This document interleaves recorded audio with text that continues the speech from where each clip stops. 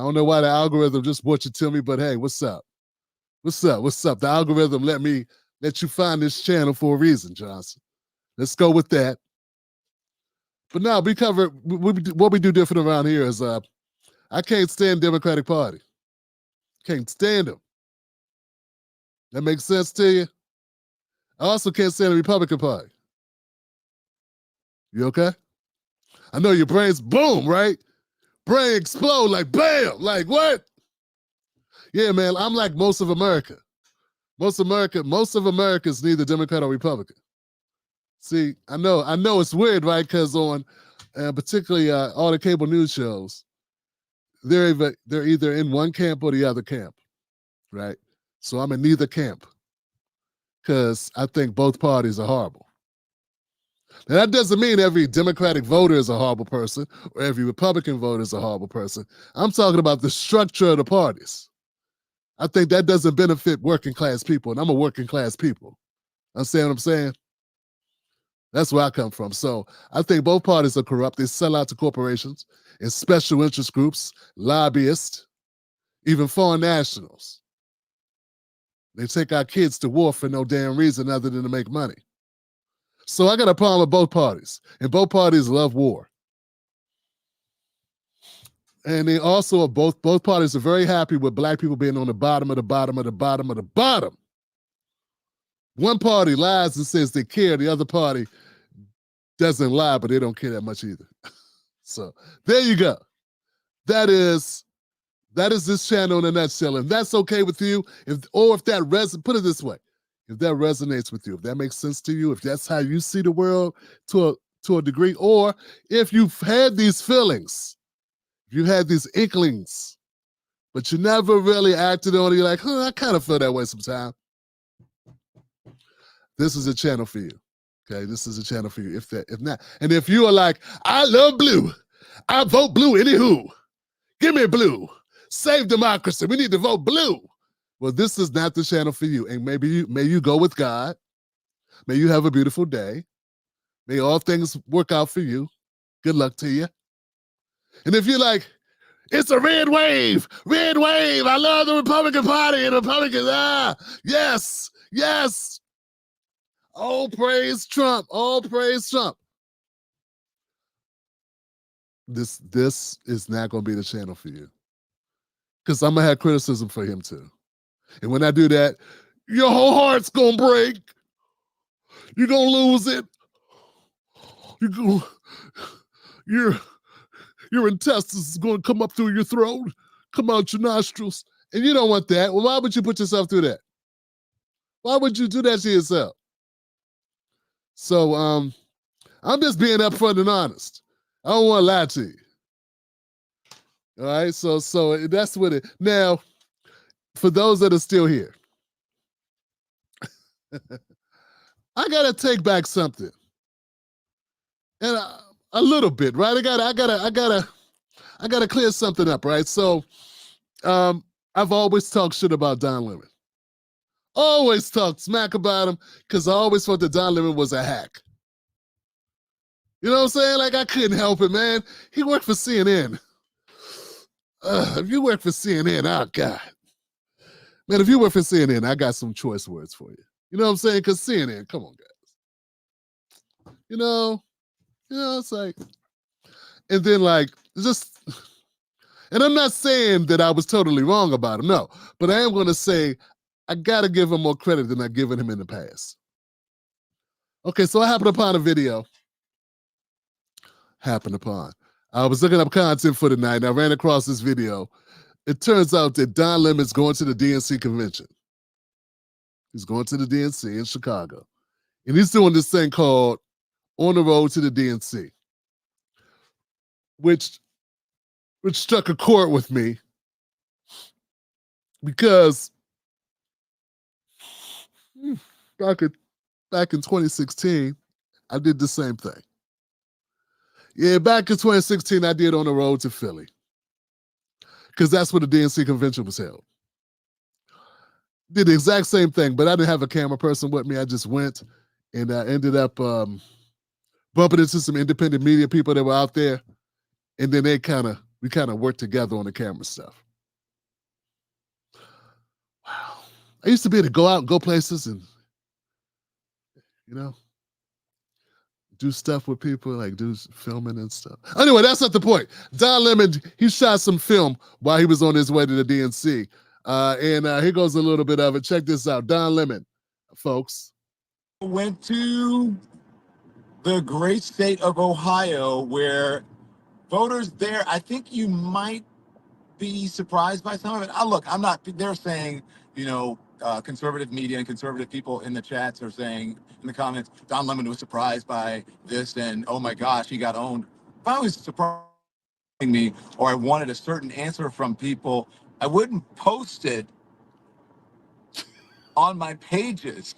I wouldn't post it on the channels. So this made me laugh because it's true, right? So Don Lemon, he went to Ohio, he went to, I think, Indiana, New York to Chicago. He's driving through the Midwest, right? So he's stopping and he's talking to people on the street. Now, I'm going to get to that. But he's saying that there are people that are giving him crap in the comment section, conservative folks who hate him, right? And they're like, you know, you went to this place and you thought these people were going to tell you they hated Trump, and they told you the opposite. And Don's like, look, nah, I want them to say whatever they feel. I chose to post it. If I was embarrassed or if I didn't want you to know that Trump had support, I wouldn't post it. And that's what I'm trying to say. That's the thing. Like, so if a guy you don't like and you think his politics is garbage, right? But he posts video dumping on Kamala on his own channel, yeah, you got to kind of give him his props for like trying to be unbiased, right? Because he didn't have to post it. He could have just deleted that one or just not posted it, right? So instead, there are people in the comment section going, look at you got it first. That's a Trump supporter. Don. And Don's like, yeah, I know. I put it up. I own the channel. All right, let's keep going. Idiots. So anyway, this is Ohio. Some people may be surprised by some of the support that you see from some people, especially people of color. Watch. Is lit. How y'all feeling about the election? Kamala Harris all day long. It's gonna be my second time voting, so I'm ready for it. I'm going for Trump. I'm excited for Kamala Harris and Tim Walz. I don't feel like comfortable with the candidates. I think Trump's gonna win. I feel like it's leaning towards Trump for sure. It sucks because I don't know what's going on. The world is a mess. Oh, not very good, I guess. I don't really like either candidate. I'm just trying to keep my hopes up here. We're kind of in despair. Yeah. I'm a little hopeful. I'm hoping that things go in a positive direction for change. I wish we had 2 new candidates. We're going to have a first woman president or we're going to have Trump back in office, so it's going to be changed either way. This is J.D. Vance's home state. You're not rooting for him? I'm okay on him. Not Republican, so I like J.D. Vance. No. Because? I don't agree with his ideals. No, not a fan. Why not? Not what I believe in. Trump or Kamala Harris? Donald Trump. I don't vote. I have to go Trump, man. I have to. Yeah, Trump. I gotta go Trump. Kamala Harris. Kamala Harris. No comment. I'm running for Trump, so I'm supporting Trump. Kamala is doing a great job. Kamala. But I'm probably not going to vote. It's like they just pushed her in. Now I vote more for what fits me better as a person rather than voting for the black person. I would vote for Trump. I do. Kamala Harris. What about you? Black lady. Gas wasn't this high when Trump was our president. Food wasn't this high. I'm going for Trump. My first time voting was 2020. I think I wrote my name or someone else in. With exactly what he said, you know, he has the intellectual side of it.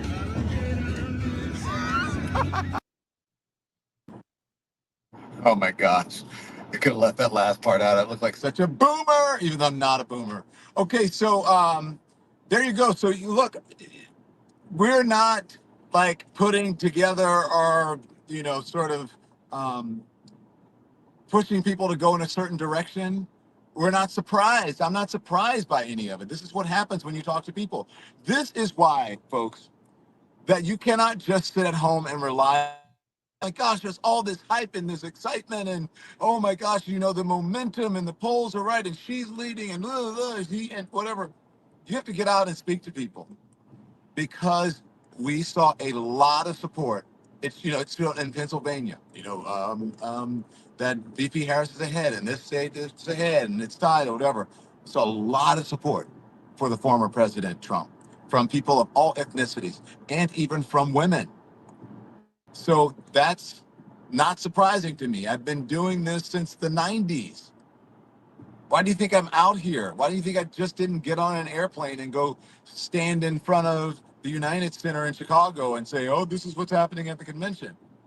Because I want to know what's happening. I want to know what I'm talking about, and I want you to know what you're talking about. I want you to be informed. Okay. Give it up for Don Lemon, guys. And that's not something I thought I would say, but I want to say it. I want to say it. Yeah. Gotta respect that. You know what I'm saying? Gotta respect that. I know he knows what to do to make sure he gets that dollar, though. Don knows what to do when he needs to calibrate, make sure he stays in line with whatever. But then again, maybe this is what I thought Don would be able to do. Like, I'm telling you the truth, man. When he first started his YouTube channel back, I was like, Don got a $20 million settlement. He's gonna make money. People are gonna watch him. He's gonna make money. He's gonna put ads. He's still gonna be invited to shit. He can start his own company and make a whole lot of money. Why would he need to bow down to anybody? This is what I thought he would do. This is what I would do if I was him. Be like, look, I'm calling it as I see it. I'm an independent, and I'm just calling shit. No one can tell me anything. I do what I want. And this sounds more like it, but I know he ain't gonna go that far, but he's going further than I thought. Okay, that's what I'm saying. It's going further than I thought. So one of the things he pointed out was he's hearing a lot of women. A lot of women are supporting Trump, and you think that wouldn't happen, right? A lot of women of color, he said, black women are supporting Trump. Real life people, not polls that are polling likely voters of whatever, right? So there's a criteria polling, man. That's not as random as people off the street, okay? I was told this back in 2016, and I didn't believe it, man. I did not believe it. I thought, all these people got all this momentum online and all these rallies. I'm looking at the crowds at the rallies that Bernie had. I'm looking at all the momentum, all the followers. I'm looking at all the retweets and tweets and Facebook posts and video views compared to other candidates. And I was told, like, nah, man. Nah, bruh. There's a whole big part of the country that don't respond to polls. Have you ever been polled, Tim Black? I was like, no, I haven't. I was like,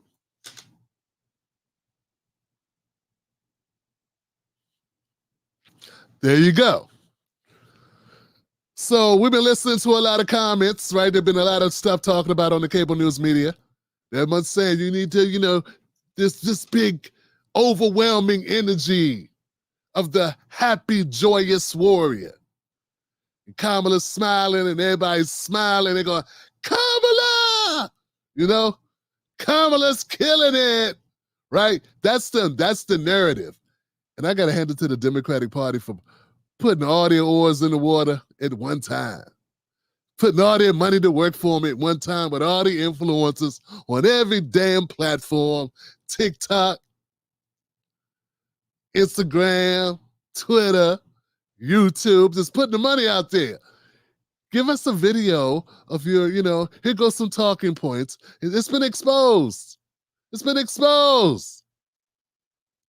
Folks, if you've been wondering how the hell you go from being one of the most unpopular vice presidents in the history of vice presidents to zooming past Trump in 2 weeks with no policies. You're like, how the hell how did this happen? It didn't. It didn't happen. It's fake it till you make it time. It's smoke and mirrors. It's create the narrative.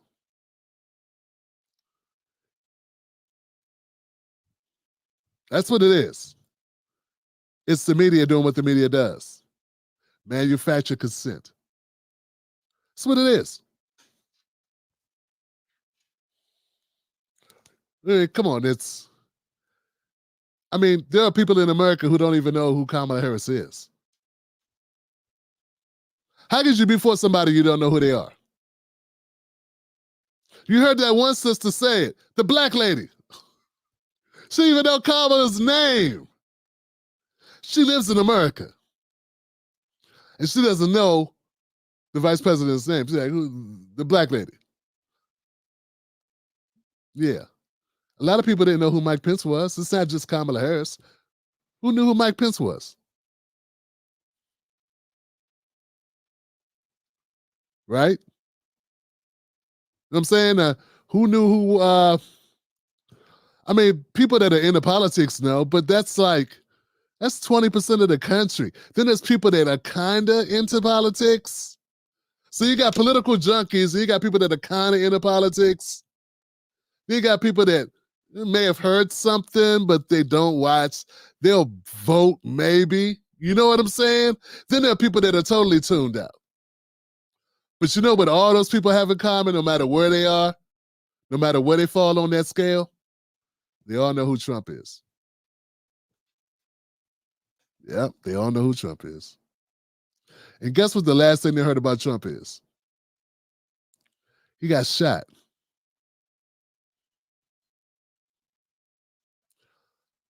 Do you think most Americans even know who Tim Walz is? I know right now, I got some people eyes cutting me right now. They are mad as hell, man. Smoke is coming out of their nostrils and their ears at the same damn time. But I want you to not shoot the messenger on this, right? Think about what I'm saying. Think about what I'm saying.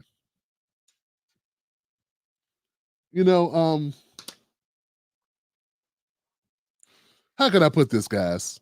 And I don't mean to be rude, but while I'm talking, I'm gonna look up some facts, right?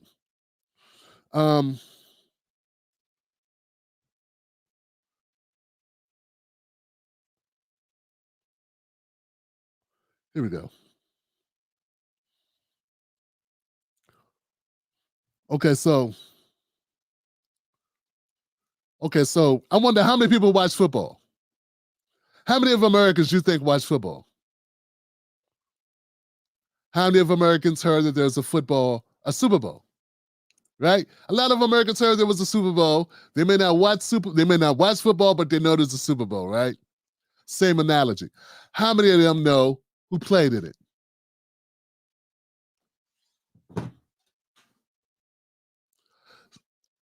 Super Bowls are a lot more popular than the president. I'm just saying, man, football is a lot more popular than the president. And I bet you there are large amounts of people in the United States who have no idea who was in the Super Bowl. They don't know anything about the winner or the loser. San Francisco, what? Kansas City, who? Hell, I used to watch football. I watched a little bit of the Super Bowl just because I felt like I needed to, but I haven't been watching it in several years. Not really. I'm paying attention. I don't have time, right? So all I'm saying is I'm trying to use the analogy to say, look, man, this is how it works. So if you are a Kamala supporter, more power to you. If you are a Trump supporter, more power to you as well. Like I told you, I'm not rooting for either one of these guys. It's my job to try to say I'm biased. It's hard though, and it's hard the other way. It's hard for me to say I'm biased because I believe the Democratic Party lies to Black America, been lying to us for 60 years, taking our votes for granted, and not doing a damn thing for us. And I'm a working class Black person. So all these Black faces in high spaces, I don't give a damn about Ketanji Brown Jackson getting a spot. I don't give a damn about somebody, what's this guy who lost in South Carolina, becoming a DNC chair. I don't give a damn about him. Little fat pork chop dude. I don't care about him getting a job.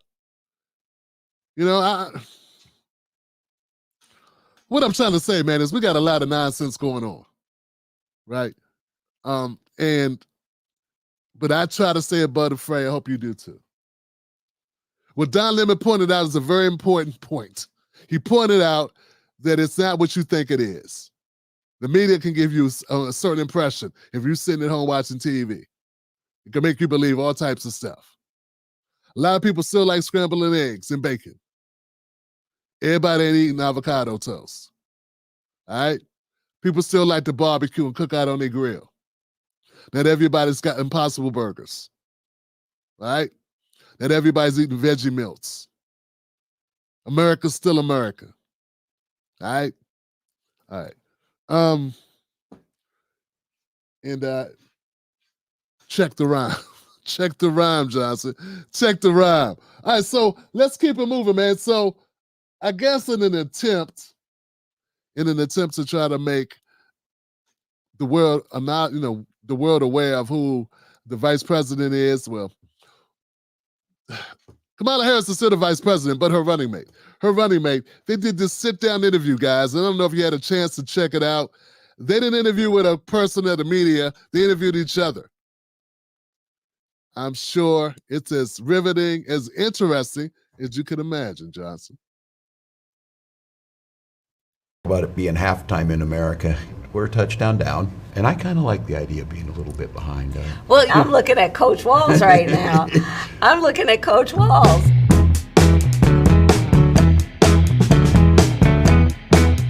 Like I have white guy tacos and What is like that? black, Like mayonnaise and tuna? What are you doing? pretty much ground beef and cheese. That's and okay. Do you put any flavor in it? No. Oh. Here's the deal.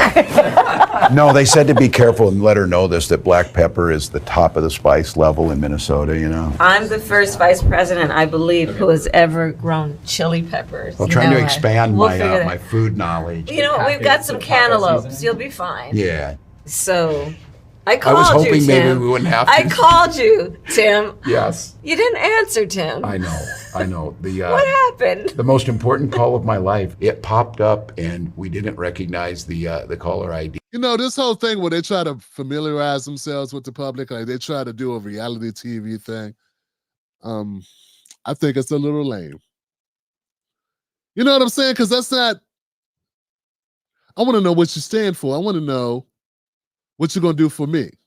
I want to know what you're going to do for my kids. I want to know what you're going to do for my neighbors. I want to know how you're going to affect the economy. I want to know if you're going to put some money in the pockets of Black Americans. I want to know how Black America can go from getting 2% of SBA loans to, 14%, which would make more sense. I would like to know how you're going to help Black Americans go from owning 2% of the wealth in America, with people coming to America every day, owning almost as much wealth in America as we do. And we've been here for 10 generations. Some of us have been here before America was America. And yeah, I'm on that. I'm not going to stop talking about that because you need to hear that. New person to the channel, I want you to wrap your head around it because I know you hear a lot of goofies like Steve Harvey, Wiki Smiley, and D.L. Hughley talking about they want to elect Kamala for no damn reason other than she Black and she a woman. Right? I'm saying, just think about it, white America. Think about it, Latino America. Think about it, Asian America. Be honest and just be unbiased and think, how upset should Black people be? We've been here since the 15 and 1600s, and we owe 2% of the country. 2. And we got our stars and celebrities telling all of us to vote for somebody who has no plan on helping us increase that amount. Now, if white people owned only 2% of America, there wouldn't be no America no more because y'all have burnt this shit down a long time ago. America being a big cloud of smoke. You know what I'm saying? All I'm saying is this right here don't help us. This is not going to help us. This doesn't make the schools better. It doesn't make our job opportunities better. It doesn't make our portfolios longer. It doesn't extend our do you know the average Black man lives about 8 years less than the average white guy? This don't help that. What does this do? This is some garbage that you would see on The View. This is a reality TV show, man. We don't have that kind of time, Johnson. We don't have time for this. But I'm gonna keep playing it because they put this together and put it on their own personal websites because they think if it normalizes him. I don't want my president to be normal. I want you to go in there and get some stuff done for us. I ain't gotta like you. This ain't a popularity contest. This ain't about who's got the most dad jokes, Tim Walls. Who cares? I got dad jokes. Why was the math book so sad? It had a lot of problems in it. You know? You know what I'm saying? See? Still broke. And it went to voicemail. Hi, this is Jim. I'm not able to answer. There you go. As possible. Thank you. Hey, Tim, it's Kamala. I really want to talk to you. It is an amazing privilege for me. Also, I'm excited. I just want to be part of the excitement that you're generating. Well, we're doing it together, buddy. It's fun. We're doing it together. How have these last couple of days been for you? I can see where the energy comes. America is a whole. Johnson, we're supposed to be excited. Not you. We're supposed to be excited because you're about to fix America, right?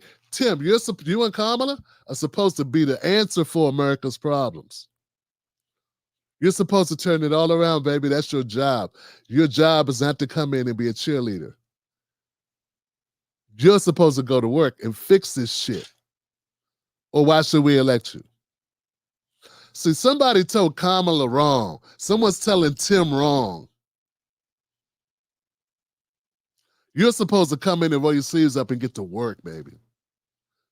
And Kamala is still supposed to be at work. She's still vice president right now. She's on tour talking about how she's going to fix the country when she's supposed to be fixing the country as we speak. Y'all don't get it? You're employed right now. We're paying your salary right now. You're supposed to be working for us right now. And what are you doing? Shooting reality show spots with your friend Tim. God bless him. I love his name. But that don't got nothing to do with it. And look, they don't have anything on my 40, homie.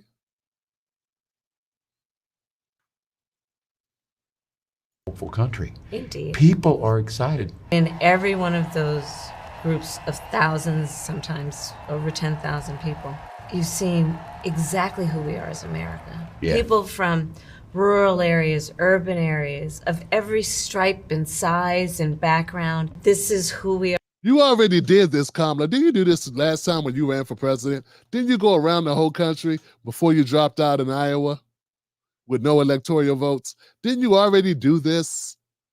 Don't you already know who America was? Haven't you been vice president? What have you been doing the last 3.5 years? You've been in now Tim's got excuses. Tim's been stuck in Minnesota doing his job as a governor. You've been vice president. What have you been doing? Haven't you been running around the country, understanding who the country was? Isn't that what vice president, no, seriously, what did you do? As America, and we're all in it together. Yeah. And in this campaign, the only way we win is to keep the pedal to the metal for these next many, many days that we have. So, Tim, what's your relationship to music? Yeah. Oh, nah, I can't do it, Johnson. Nah, man. This is what they want. This is what they want this to be about. This is what they want us to focus on. Things that have nothing to do with governing. Things that have nothing to do with policy. I don't care if you like the Rolling Stones, man. I don't care if she liked Biggie and Tupac. That garbage worked one time with Obama. I will not let it work again. I'm going to do everything in my power. Now, I know we got a fresh crop of morons coming up because we were morons. We're going to change. Come on, America. All right now, come on now. You know, All right, Michelle. Tell him I said it was coming out. You know, come on now. You know, we fell for that BS. Oh, come on. I love Jay-Z. I love Beyonce. Little Beyonce, little Jay-Z. Come on now. All right, now, don't boo, vote. Come on, vote. You know, we fell for that dumb stuff. Come on, keep hope alive. Change. We need some change. We don't have any rules. We don't have red states. We don't have blue states. We have the United States. We fell for that garbage one time. What's that got to do with helping us get off the bottom in a country we built for free against our will while getting our asses whipped?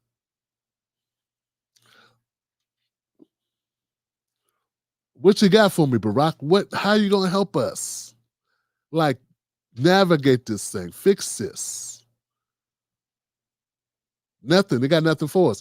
I'm not gonna sit by and watch Black America fall for another okie doke. I don't think we can survive another okie doke. They say if Black people don't radically change our positioning in America, Black America will basically be extinct by 2030.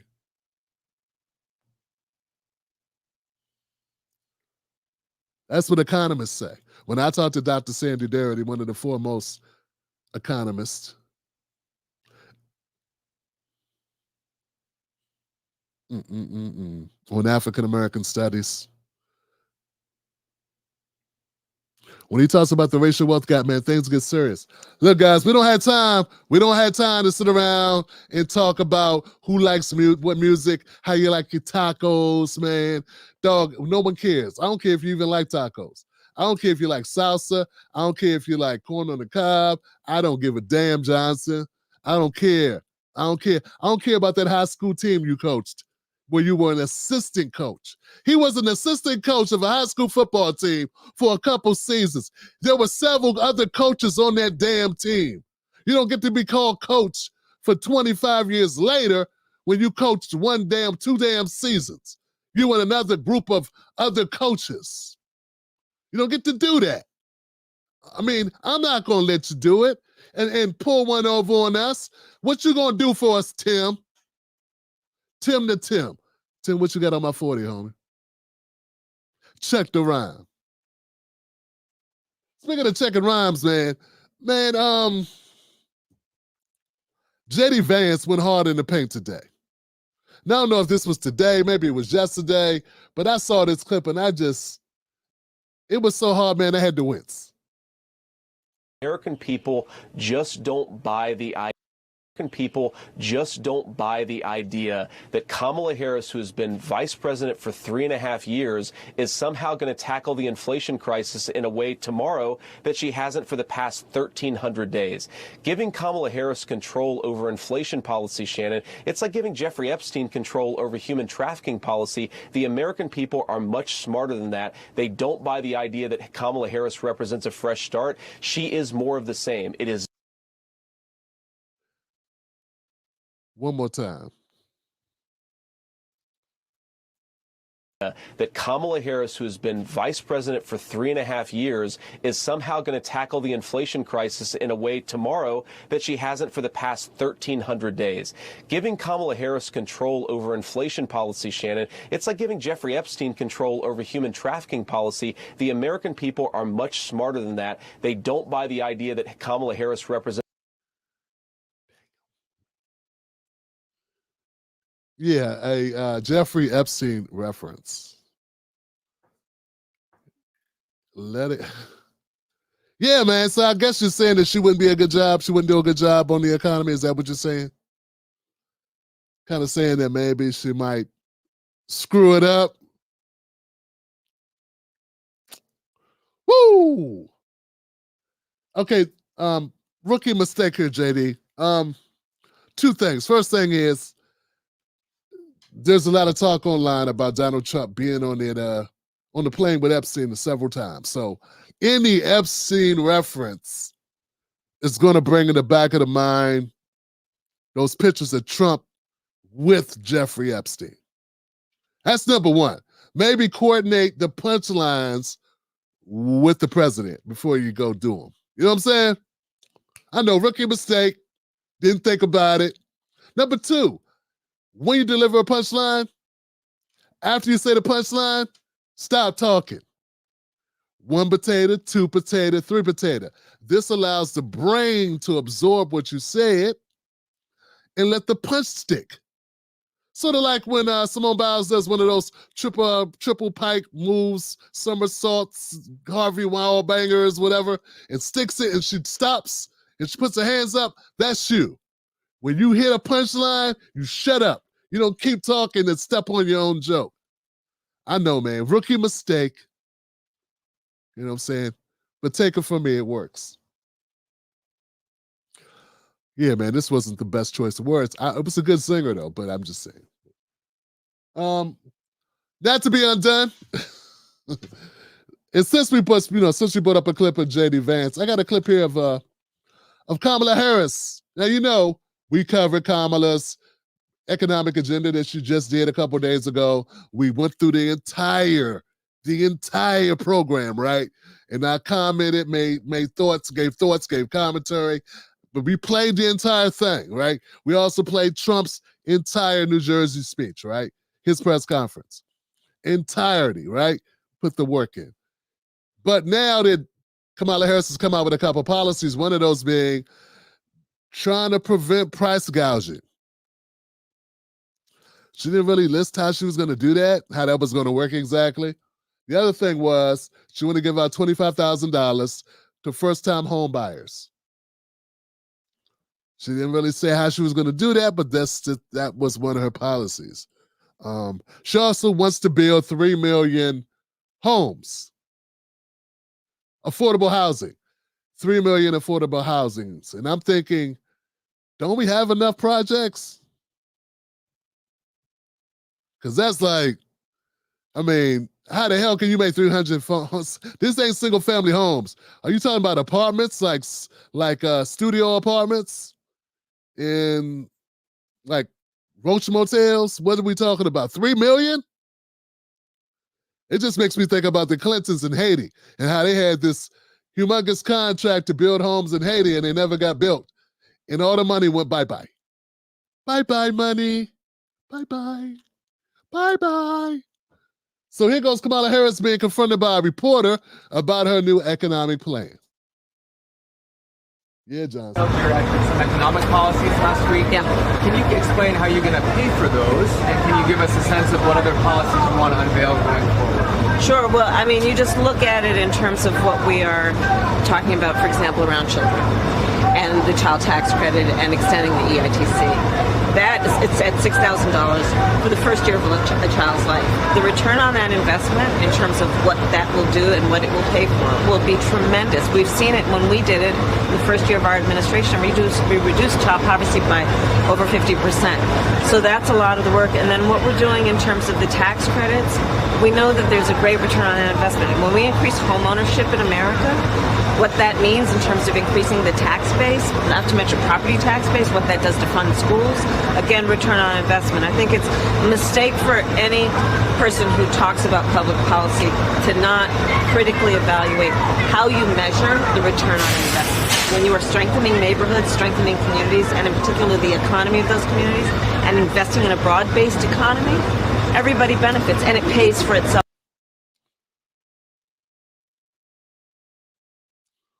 So how are you going to pay for it again? No, how you going to pay for it? I know you said something about return on investment like 3 times. Like, what's going to create, because, if we do this, we're going to have return on investment. And if we do the earned income tax credit and along with the, the other thing, and then we do, it's going to pay for itself. I mean, the return on investment is going to make it worth it. And if we do the return on investment, then you're going to end up with what? A return on investment. You know how this works.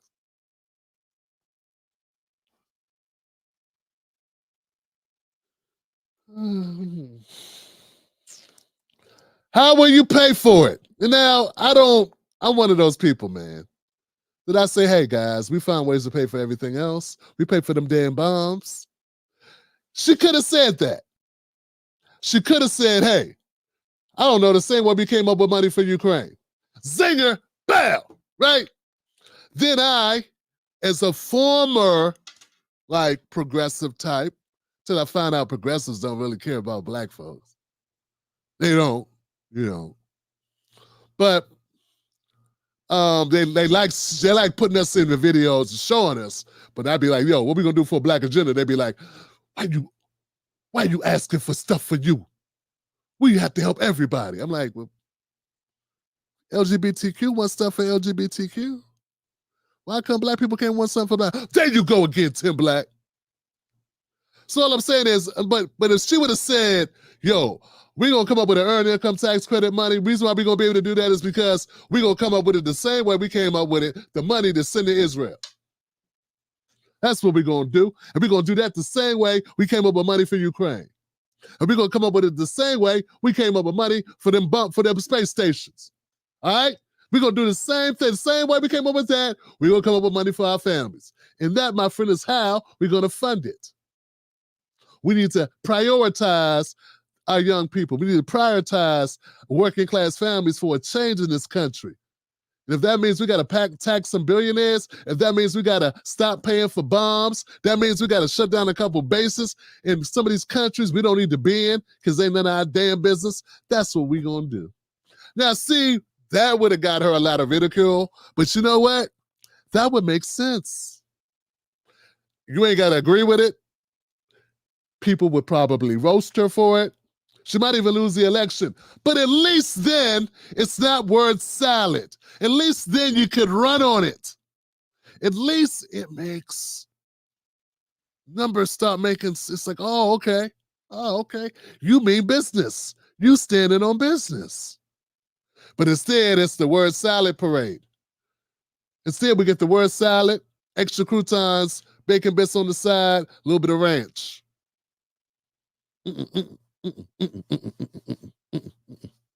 It's not good, Johnson. It's not good.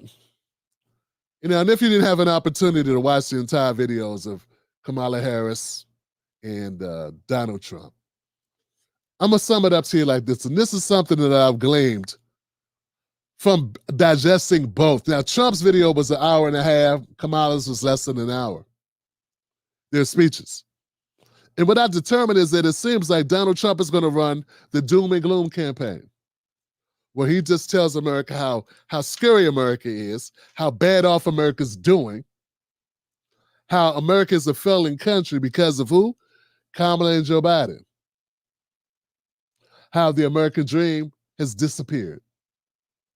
How the illegal aliens are taking over the country, and how it's so devastating. And the only person that can fix it, possibly can fix it, is going to be Donald Trump.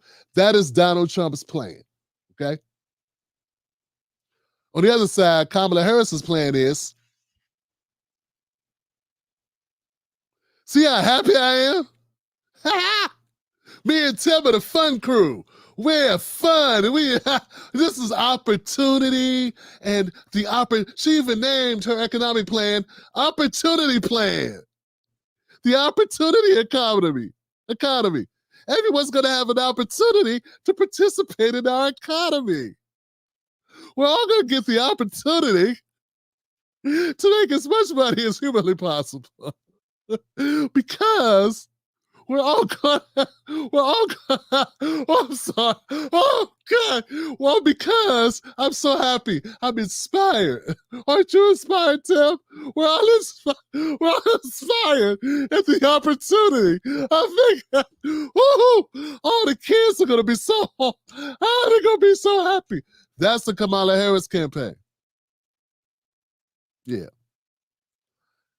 So we're going to have two different kind of voters. We're going to have people on the Trump side whose worlds are messed up, who are looking at their life, they're going, I used to make money. I used to have money. Now I don't have money. And I know who the evil one is. It's some damn Democrats and them illegals.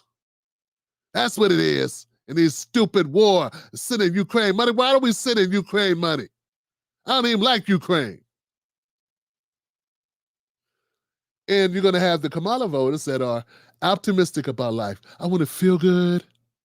I'm doing good and I want to feel good. And I want to give a Black woman of color an opportunity to be in the highest office of the land. And I want to feel good about America. I want to feel like we have hope and dreams and that we can do some good things and we can all smile and love each other and all come together and save a whale or a tree or just, plant a flower.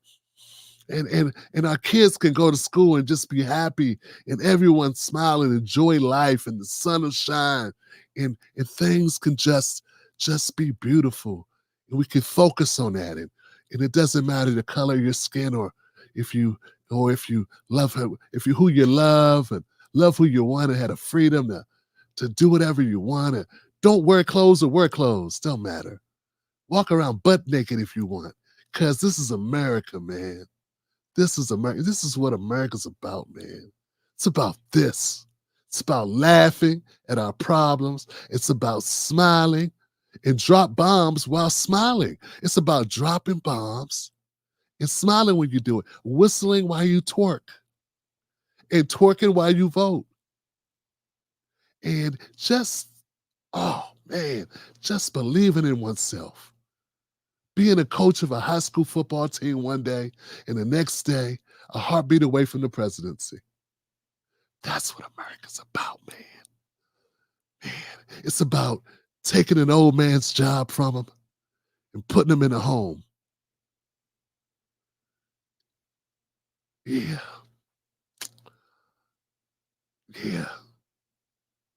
That's what it's about. Thanks, Joe. We did it. You did it, Joe.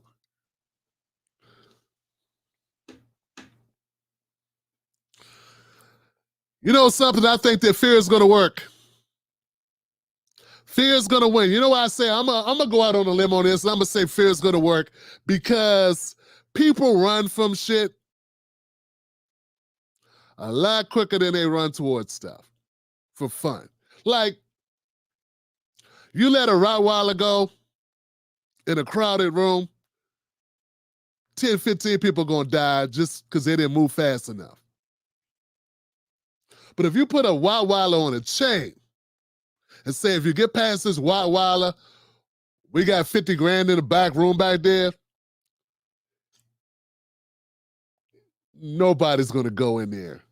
You ain't going to get 10 to 15 people to go fight the Rottweiler by themselves one at a time to try to get to the money. So what I'm saying is, human nature has you move away from things that hurt you, right? And look for protection. Then you have people that are striving, that who want to run through a mile of broken glass to get to a rose bush or to see a rainbow. They're like, nah, man, we don't need to do that. We could paint a picture of a rainbow, put it right here. Just paint one. So that's why I say that the Donald Trump campaign is the presumptive winner right now. If you had to vote right now, I think Trump will win, just based on what they're running on.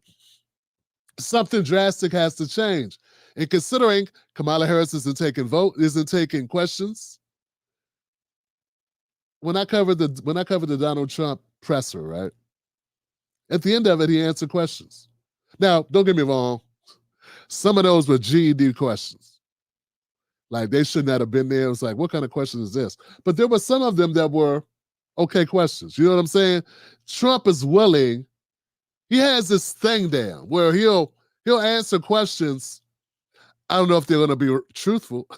But what I'm saying is he's going to talk about stuff. Kamala Harris has not been able to bring herself to really have conversations with reporters. She hasn't done a sit down, even with somebody like Lester Holtz or Rachel Maddow or Joy Reid or anyone like NPR, organizations that wouldn't exist without the Democratic Party. She won't even sit down with them. Get what I'm saying? She won't even talk to Jake Tapper or Dana Bash. That says a lot. Like, Trump will sit down with Sean tomorrow. You know what I'm saying? He'll sit down with Tucker. He sat down with Elon Musk. And Musk ain't even a reporter. What has Kamala done? The closest she got is sitting down with Tim Walz. She's his boss. She sat down with an employee. He basically. She can fire his ass. Like tomorrow and be like, whoop, shouldn't have picked Tim. Come on, Josh. Hey, Josh, come on over here, man. Come on. Ah, fuck it. Gretchen, where you at? Like, she could call anybody and they would all take the job. You know what I'm saying? So that's why I'm at where I'm at. You know what I'm saying? And I'm trying to be as unbiased as possible. But when you got, Donald Trump said it himself, he said he always posed less than he's doing. And that's because people don't want to tell Americans that they're voting for Trump. People don't want to tell posters that they're voting for him because he's been stigmatized for 8 years straight. Now, some of it he earned. Yeah, sometimes he earns it because he gets pissed off and then he'll stay on something and he'll stay on it and he'll stay on it and he'll stay on it and he won't let go. That's Trump, okay? But not all of it. He ain't earned all of it. Some of this stuff is just extra because he's challenging the establishment. Get what I'm saying? I don't want to give too much of a speech, but I got to say this, guys. You got to understand. The Republican Party didn't want Trump. They didn't want Trump. Oh, you want this. You don't want an orange guy with a chip on his shoulder. Trump is an old orange guy who thinks he's smarter than everybody else in the room. Okay? That's who Trump is. They didn't want him. He came and destroyed the Republican Party. He's got grown-ass men groveling. Look what he did to look what he did to Ted Cruz. He said Ted Cruz's wife was ugly. And Ted Cruz still had to kiss his ass. Trump's been bullying. He came and just manhandled the entire Republican Party, put them all in the headlock, gave them a wedgie, put their drawers up over their heads. This is what he did. Trump didn't even attend the debates and still won. Nikki Haley talked shit, went on The View. She went on The View. She ran against Trump. She went on The View and slammed him and dogged him out and still has to come back and kiss the ring. Why? Because without him, she won't stay in the party. He still beat her like a drum. What are you going to do with a guy like that? The only chance they got is maybe if Trump wins this time, he won't be able to run again. That's good for them because he at this rate, he's been elected 3 times in a row. He's beat his primary 3 times in a row. And look, guys, unlike Kamala, he faced opposition. He faced Ted Cruz. No, he faced Krispy Kremes, Ron DeSantis, Vivek Ramaswamy. Who knew who this guy was? Vivek Ramaswamy became a household name. Vivek Ramaswamy. He actually had challenges, but they couldn't do nothing to him, man. Trump underposed. So all these polls that show Kamala up, people don't want to tell the truth because there's such a stigma around supporting Trump. They say that Trump is a Klan member. He's a neo-Nazi. He's Hitler. He wants to destroy the middle class. These are things that the Democrats have programmed other people to believe. And a lot of people believe it too. They actually believe that Trump wants to destroy America.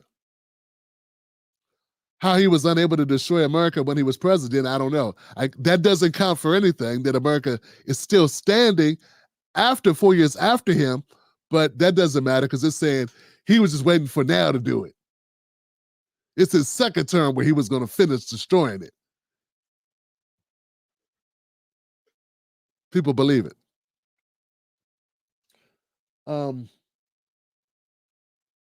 Here goes the clip. We got Chris Hayes from MSNBC. He was talking about the debates, about the 2 economic agendas of both parties, of both candidates, I should say. Let's check him out. Let's see what he has to say. World, in basically every country, in the wake of the COVID crisis and the supply crunch afterwards, nearly every advanced economy has experienced inflation. understandably, nearly every public in those nations has not liked it and expressed their frustration, often by voting against incumbents. Now, Donald Trump is with it enough still, I think, to understand those basic facts. So he has been constantly railing against inflation, trying to blame. You know what's funny, guys? I've noticed this in liberal media, like Chris Hayes, is now that Joe's out, now everybody all of a sudden is focused on age. When Joe was in, and he was, doing Joe Biden, like getting stuck and couldn't think, no one said anything. It was like, oh, he's sharpest guy in the room. You're an ageist.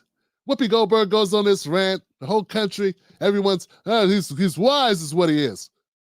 He knows what's going on. He just had a bad performance. But now that he's out of the race, now everyone's saying that Trump is slow. Now he's missed a step. Now Trump is suffering from dementia. But they weren't saying that when their guy was in. See what I'm saying about the hypocrisy of the Democrats? I'm not saying Republicans aren't, hypocrites too. But what I'm saying is, so are the Democrats. And they try to pretend that they're the good guys and everybody else is evil. Meanwhile, they're someone to keep independents off the ballots. They're someone to keep people like Dr. Cornel West off the ballots in Michigan. They threw RFK Jr. off the ballots in New York. Yeah. Had their thugs throw him off the ballot. So this is what they're doing. The Democratic Party's doing that. The Democratic Party is shutting out independent voters, independent candidates. The party that says we want to maintain our democracy. And I'm just pointing out the hypocrisy of how they operate. Yeah, Trump is 78 years old, right?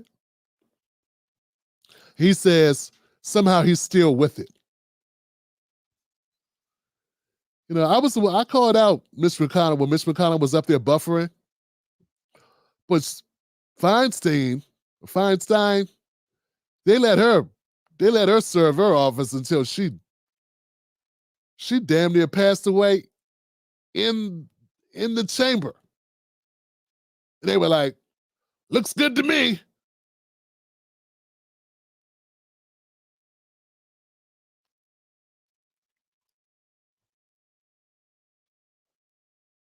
Blame it on the Biden and Harris administration.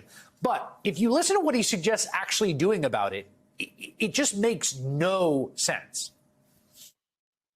On my first day back in the Oval Office, I will sign an executive order directing every cabinet secretary and agency head to use every tool and authority at their disposal to defeat inflation and to bring consumer prices rapidly down. We'll do it very rapidly. We're going to have 10 to 20% tariffs on foreign countries that have been ripping us off for years. We're going to charge them 10 to 20% to come in and take advantage of our country because that's what they've been doing for nothing. Okay, did you catch that? This is his one central inflation fighting policy proposal. Enormous tariffs on every imported good. In other words, a sales tax on stuff that already costs a lot. Clothes, iPhones, you name it. It would increase the cost of those goods. Yesterday, after a round of golf and a chat with the MyPillow guy, because of course Trump tried again, he stepped out of his Bedminster, New Jersey summer home to point and gawk at a box of Cheerios and other grocery items, again, without articulating any actual coherent plan to bring down the price of those items. In fact, economists say that what passes for so-called Trumponomics could actually cause inflation to spike. Now, today, in marked contrast, Kamala Harris unveiled her economic agenda, and it is a tangible set of policies focused on lowering consumer costs. I will work to pass the first ever federal ban on price gauging on food. I'll lower the cost of insulin. It's called gouging, price gouging, Kamala. But I'm sure he won't point out the faux pas because, you're a Democrat. And prescription drugs for everyone. By the end of my...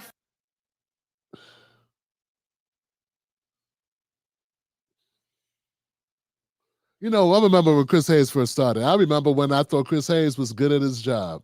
I remember that.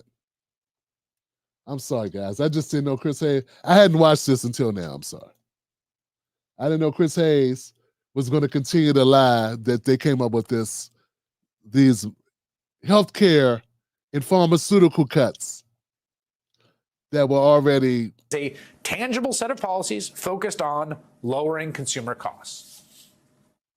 I will work to pass the first ever federal ban on price gauging on food. I'll lower the cost of insulin and prescription drugs for everyone. By the end of my first term, we will end America's housing shortage by building 3 million new homes and rentals that are affordable for the middle class. Under my plan, more than 100 million Americans will get a tax cut, and we will do this by restoring 2 tax cuts designed to help middle class and working Americans. The Earned Income Tax Credit and the Child Tax Credit. Independent Senator Bernie Sanders of Vermont calls the vice president's new economic agenda bold and popular, and he joins me now. Hold on a second. We covered this yesterday, okay? I'm disappointed in Chris Hayes. I'm really disappointed. I don't even know if I can sit through Bernie, but I will try. Okay, so as far as the price gouging that Kamala's talking about it, that's very difficult to pull off. It's almost, it's like this. Trump wants to charge the companies that are exporting goods to our, to our shores and get the money that way, okay? What Kamala wants to do is she wants to penalize corporations within the country where American citizens work. And she's gonna basically put a tariff on corporations if they charge too much for goods. And the problem with that is there are a lot of different goods. So how are you gonna price gauge on a chicken?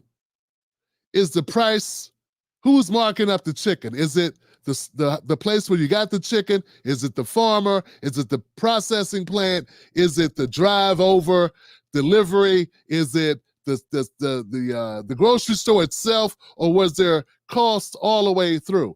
And what's a fair amount of cost? How much should it be? How much profit should be built in to a chicken? And is that the same as how much profit should be built into an egg? And is that the same as a box of Skittles or Cracker Jacks or potato chips or potatoes? Do you understand that everything has its own price and has its own travel before it gets to your doorstep, before it gets in your bag, before it gets to your house? So this gets very, very convoluted very quickly. How the hell do you do this? Who are you going to penalize? And how are you going to decide? How are you going to decide what's too much money? That's why no one's been able to do it. Also, you are penalizing corporations within the United States. Trump is trying to avoid that by saying we'll penalize countries that overprice goods and send them to America, which is basically what our healthcare industry does. Now let's go to healthcare, right? Because we're healthcare, right? I've been saying I'm one of those people that believe we should have a public option. People should be able to get health insurance from their government. And you should be able to get health insurance somewhere else. I know there are going to be people that say we shouldn't be able to have that. There are people, you can't make Americans not want to have their own health care. Some people are just used to it that way. But what Kamala is saying is she wants to do what Trump already instituted in an executive order 4 years ago, which was cut insulin and be able to negotiate prices with outside countries. There's two of the issues that we've already had built in that the Biden administration did not want Trump to get credit for. So these are not new ideas. These are things that have always been around. Chris Hayes is presenting them like Kamala's presenting them as if they weren't already presented. These are not new. The child tax credit, Trump came up with a child tax credit before she did. It's just Chris Hayes didn't want to talk about it. And it was for more money. No, it was for $5,000 instead of $6,000. But then that is something that you can't report on because the Democrats don't want to report on it because Trump might get credit for it. So there's a lot of that going on. It all depends on what channel you watch if you're able to find out what the other guy's saying. Well, Trump already did the same things about healthcare. He already beat him to the punch on the child tax credit. And the only thing they got is these 3 million homes. That's new. The 3 million homes, I want to know what kind of homes are you going to build in 4 years that are going to total 3 million. I don't know what the hell you could possibly build. What they need to do, folks, is they need to go after these big companies to buy up all of these homes. That's the problem. The corporations that are buying up all the homes. That's why the prices are high. Someone told me that in California, they only elect politicians who refuse to build. That way, the prices of their homes go up. See, I get the problem. The problem is there aren't enough homes. But people are sitting on homes. Okay? People are sitting on the homes. These corporations are buying up homes and then not selling them so that the prices go up on the homes that are on the market. They are rigging the system. You need to come up with a way to defeat that. Not say you're going to build more homes. What kind of homes are you going to build? How the hell are you going to build 3 million homes? So, I mean, I get that. I get the idea that we need more homes. I get that it's supply and demand. That's why the prices are so high, because there's a demand and there's a short on supply. But there's other ways to deal with this. The only problem is, how can you stay American under our capitalistic system and then decide what corporations can buy what and how much profit a corporation can have, right? So it starts to get a little murky. Gets a little weird. But let's listen to Bernie once again cave in to just the Democrats going just far enough to make it seem like they're doing you a big favor when they're not.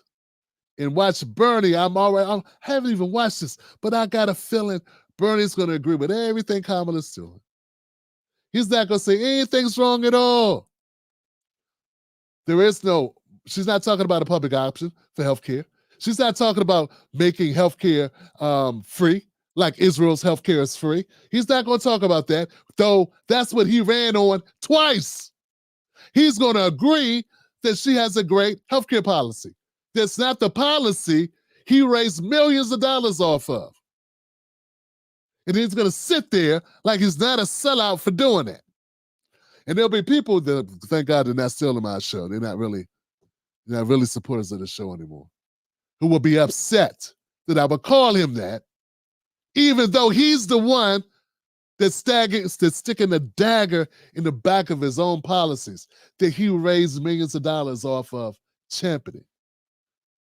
That makes him a scumbag, by the way.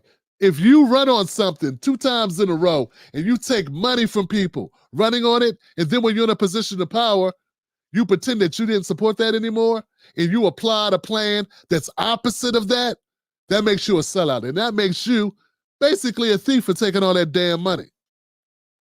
But let's see what he has to say. Senator, obviously, campaigns usually have a while to get started. This one is in a completely different category. They're kind of building the airplane while flying it. And I think there was some real question about when the meat got put on the bones, right? When you're saying, okay, here's the substantive stuff, here's the policy, we're putting out the papers and speeches, what it would look like. What's your reaction to what was unveiled today? Well, I think given the fact that she has been a candidate for only 3 weeks, I think she's doing really, really well in a whole lot of ways. I think what she laid out today was a strong, progressive agenda, obviously, in the weeks and months to come. I think she's going to add more specificity to some of these proposals, and she's going to add to it. But, Chris, I have always believed that good policy is good politics. And what she is talking about today is reining in the outrageously high cost of prescription drugs. That's enormously popular, the right thing to do. She's talking about building 3 million units of affordable housing at a time when we have a housing crisis in Burlington, Vermont, Los Angeles, California, and every place in between. We got to lower the cost of housing in America. She's talking about ending medical debt so that a quarter of the people in this country who have cancer do not have to deplete their savings or go bankrupt. Now, I agree with that policy. I do agree with that policy. How are you going to delete that debt? How are you going to do that? She didn't say delete. She said take it off your credit report. She didn't say delete, Bernie. Okay? I covered this entire speech. She said take it off your credit report so you can still afford to buy a home. That's all she said. She didn't say delete. So shame on you for getting that wrong. Unless you mean delete from your credit report. Then that's what you should say. It didn't go away. Okay? It didn't go away. It just doesn't hurt your credit rating. Those were her exact words. Off your credit report. So I think she's talking about controlling the cost of groceries when we know that there's been massive concentration of ownership in that industry. They spike prices up, and going after them is exactly the right thing to do and very good politics. I want to talk about the housing because it's been very striking to me. The first campaign ad, one of the first campaign ads in the Harris campaign mentioned two issues: prescription drugs, cost of housing. Talking about sort of using sort of policy mechanisms to cap rental increases for big corporate landlords, talking about building new supply today. In my time covering Democratic politics, I have never seen housing and the cost of housing more central in a presidential campaign than I've seen it just, I would say, in the first few weeks of the Harris campaign. Do you agree with that?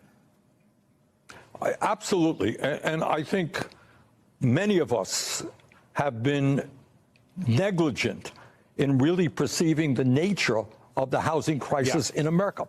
I got it now. I mean, I've been out in every place I go, Chris.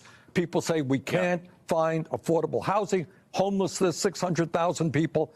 So I think she's absolutely right to talk about that issue as well as the high cost of prescription drugs.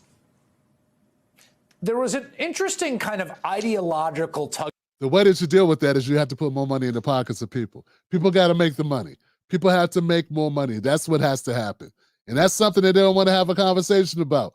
I have a problem with a party that sends out surrogates to tell black people they got to vote for a black woman, but the black woman doesn't say anything about black people. Black people are 40% of the homeless people in America. With 14% of the population, 40% of the homeless, we're half of all homeless families. That's 50% of homeless families are black. Okay, so you do the math on that. The housing problem is a growing problem. It's been a problem for years. We do need to address it. I don't know about you guys. I don't know. Have you been in any rent-controlled areas? Have you been at any housing developments that were affordable housing developments? When was the last time you visited them? Where are those usually located? So people are picturing, I don't know what people are picturing. Don't picture single-family homes here. Picture matchbox places where people are staying. That's what I picture when I picture 3 million of anything. Okay, that's what I'm seeing. All I'm saying is, why aren't we going after the corporations that are buying up all this property and sitting on it and Airbnb and that shit? That's who you need to go after. That's what's happening. But nobody wants to say that. That's what's happening. We got perfectly good places that are being bought up by corporations that they're turning into Airbnbs. That's your problem. That's it right there. That's the fucking problem, man. And no one wants to say that. Instead, you want to build a bunch of tenements and projects? Who's going to live in those tenements and those projects? Bernie, you want to live in a project? Is that where you want to go? What about you, Chris Hayes? You want to live in a project? Now, we got to break up those big conglomerates that are buying up all the property and sitting on it for a profit. That's the problem. But nobody wants to really go up against that. And like I said, the healthcare stuff, we've already addressed that. Let those executive orders go through and start and redo our healthcare system so it looks more like Germany, so it looks more like the UK, so it looks more like Canada. We're paying as much as those. We're paying more than them. We're paying more than those other countries, and our healthcare is garbage compared to them. In Israel, if you need an operation, you don't lose your house. Shame on you, Bernie. Of war that was happening in this period where the President Joe Biden said he's not going to seek the nomination. Kamala Harris became the nominee, about what her economic vision would be. And particularly some of it centered on Lina Khan, who's the head of the FTC and has been very, very aggressive in fighting antitrust, big conglomerates.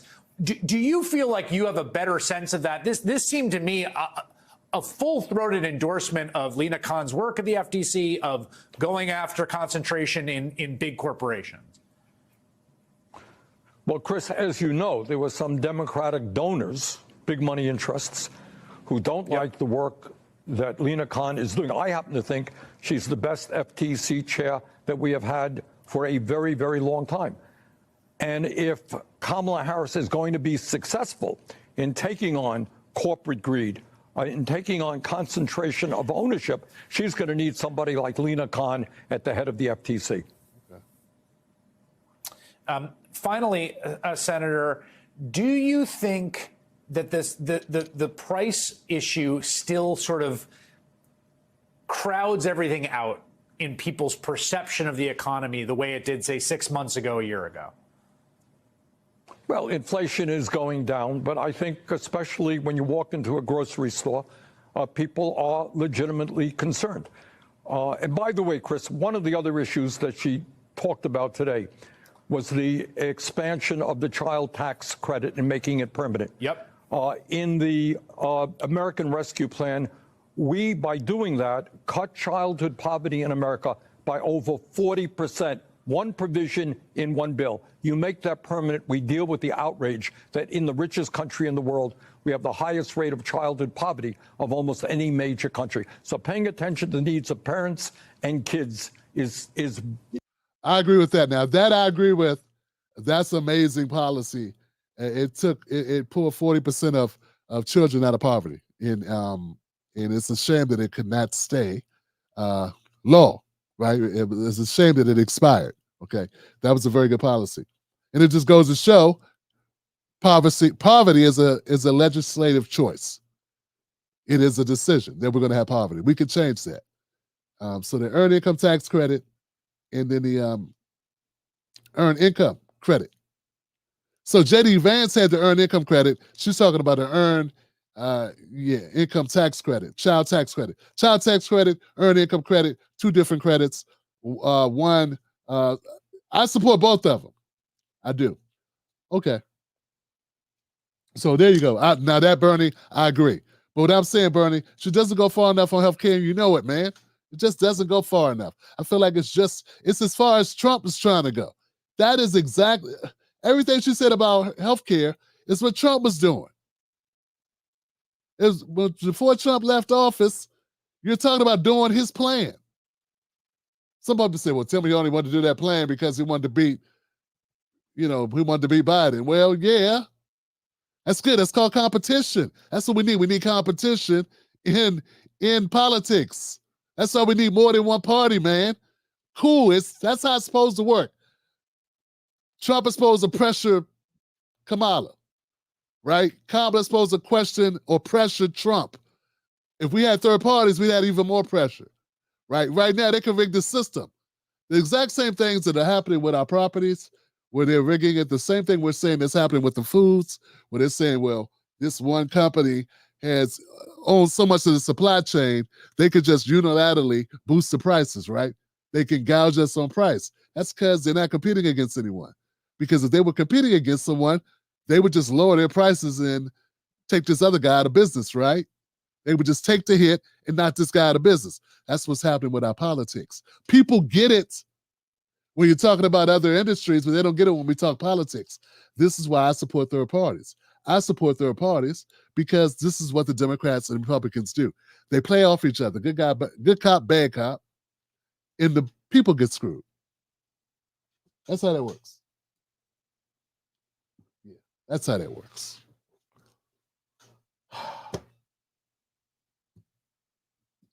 Bernie was fighting for much more than that, though. That's what burns me up. Bernie, when he was campaigning, when we were supporting him, he was going a lot further than Kamala was going. And now he's like, this is great. And it's not great. It's not great. We should be riding for the same type of health care that all other developed countries have.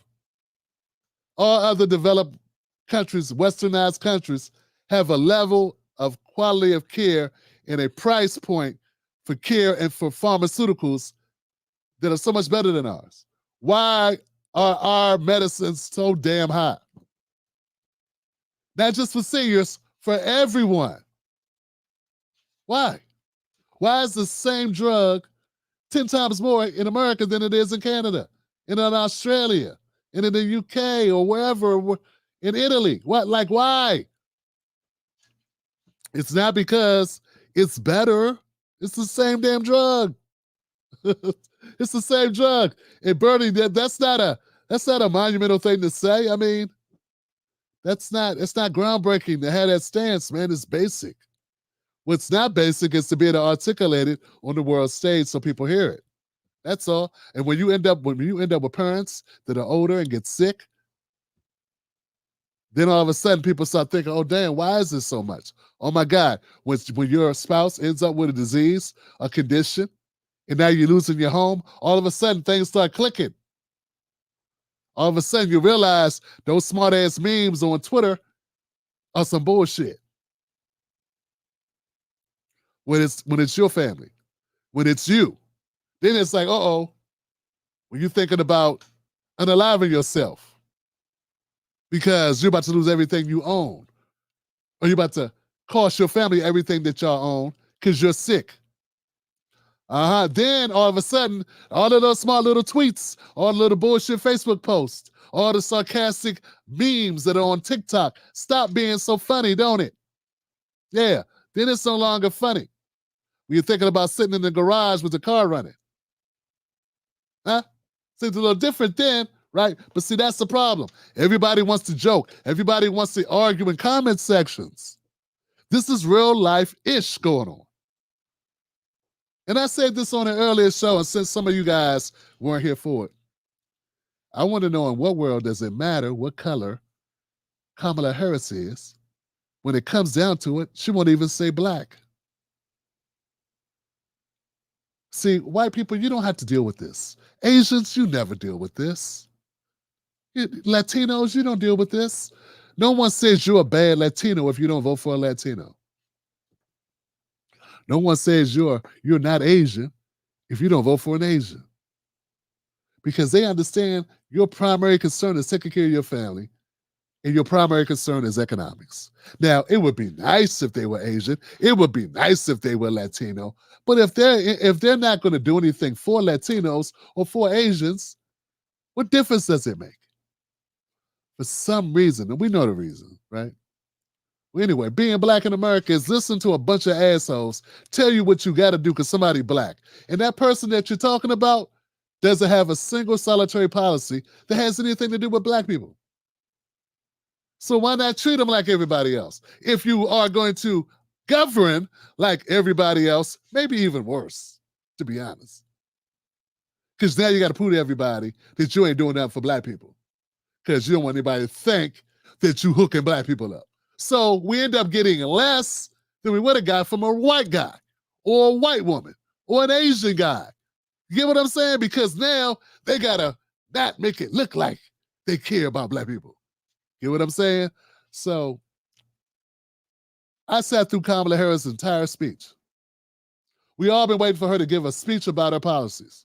And there was nothing in her policy. The word black was not in her damn speech. Now, it was in Trump's. It was in Trump's several times, but it wasn't in Kamala's. And if I say it was in Trump's, they go, oh, he's just trying to pander. Well, you know what? Kamala must respect the hell out of us because she didn't even bother to pander.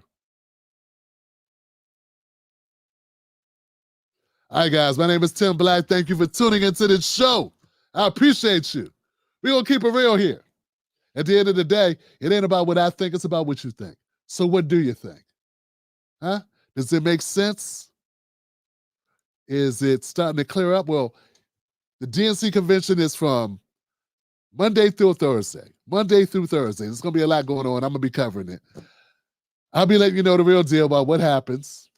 Don't expect critical coverage of the DNC convention from any of the liberal channels. I'll be the place to go for critical coverage of the DNC. Just saying, nothing for nothing, but I ain't going to hold back on their asses. Let's go to comments. Wow, people showed up anyway, man. Thank y'all for being here, man. I tell you, man, I'm running on films, but I'm still here. Maddie, to you. Thanks for the sticker, Maddie. Kelly's in the house. Love you, Kelly. Thanks for being here. Welcome back, Kelly. And we carry signs. Tell him I said, what's up? Mike Hughes says, YouTube kept a penny, but still supporting. Thank Mike. They're going to take more than a penny, bro. They take 30%. But I love you, fam. Thank you. Black Mamba. Great show. Have a great weekend, Wolfpack. Thanks, Mamba. G5 in the house. Thank you, G5. I appreciate you. Damn, G5, I don't recognize you. Thank you for being here, fam. I appreciate it. Tim Black's Wolfpack is in the house, guys. Remember now, I want to make sure that I remind you guys that on the 28th, I'm taking part in an event about politics and about the elections. And I'm going to be doing my best to represent, fam. So check out this. This is what we'll be doing. It's free. It's online. You don't have to go anywhere. It's 6:30 p.m. Eastern Standard Time. And here's the promo. Check this out, guys. I'm going to be a part of a special event August 28th, 6:30 p.m. Eastern Standard Time. The local and national elections drawing near, we dive into the historical significance of voting and also bring in some experts to discuss and discover if it is possible to make our votes more powerful. Okay? You'll be able to comment, ask questions, live with the panel as we enjoy some games, interesting facts, and a chance to win a $300 airline gift card, folks. You want to be here for this? That's right. They're giving away valuable $300 gift card, okay? So it's an online experience. You ain't got to travel to go to this. It's free. Did y'all hear me say it? It's free. So be there. Dr. Robert Greene, Calvin Michaels, Political Sis, and myself, we're going to be there, and we're going to rock it. It's going to be about 2 hours long. BlackAmericanHistory.org. BlackAmericanHistory.org. BlackAmericanHistory.org.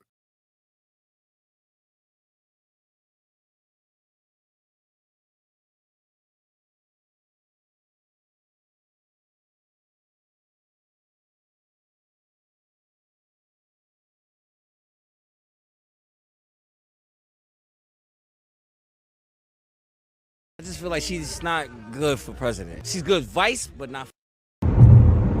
We're here in Jersey, Atlantic City. Who do you support? Trump. I plead the fifth. Trump for the win. Tell me why. I can't really call that right now, but I just feel like she's not good for president. She's good vice, but not for the actual lead role for the country. Does it have anything to do with being a woman? No. No, because I feel like women, nah, you're not going to give me that. Your money's on Harris. Yeah. Who do you want? Trump. Why don't you like Harris? She doesn't have any experience. She's the vice president. She's a senator. Yeah, no experience. No. She had no experience. Well, I want Donald Trump. I just feel we need somebody that has a stronger background with the military and the world in general. She was a prosecutor and an attorney general and a senator and a vice president. You're in a gambling town. Who's your money on? I'm going to support the Democratic Party, but, I mean, Trump looked like he got it in the bag right now. 4 years ago, it was a lot better. I made a lot more money than I do now. I know you feel that way, but that's not actually what the record shows. The economy is actually better under Biden. No, I'm serious. That's what the facts show. Okay, you know what? No, that's not because I watch CNN. Trump or Harris? Trump. That's who's going to win. That's who's going to win. Who you support? I support Trump. All the people that came to this country legally, it's not fair that they're letting all 10,000 to 15,000 people or 20,000 people here illegally. Have you seen San Diego? Yeah. They're coming off the boats, off the water right here, off the ocean. Did you know Biden was flying them in? Did you know Biden was flying them in? You didn't know that? What do you Canadians think about what's going on here? We think you're all nuts. We're just watching from afar and just enjoying the show. I got to get out of Atlantic City. Where are we going to next? Yeah, man. Look, guys, do Don Lemon a solid and go on over to his channel. Use somebody's content, you better shout them out. Show some respect. So go to Don Lemon's channel and check out his content. It's much longer than this. I'm going to use a couple pieces of it. It is what it is, man. I appreciate you guys being here. We'll be back tomorrow with another show. 9:30 p.m. Eastern Standard Time. It'll be the first night of the DNC convention. And Joe Biden's going to speak. Woo-wah, woo-wah, woo-wah, woo-wah. All right, fam.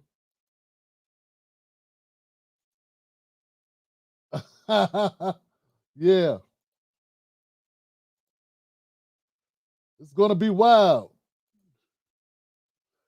I feel you.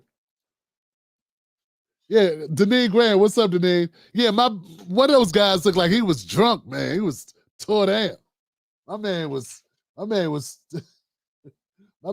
chilling. His like for tip, y'all. I appreciate y'all. Yeah, man.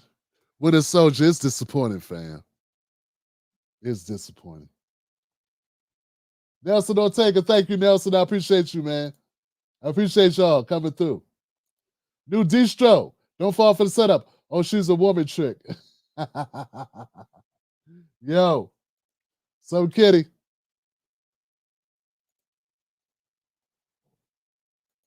The black vote is split.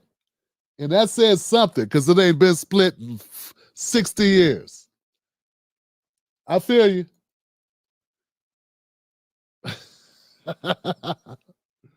Hey, I did my part, man. I did my part.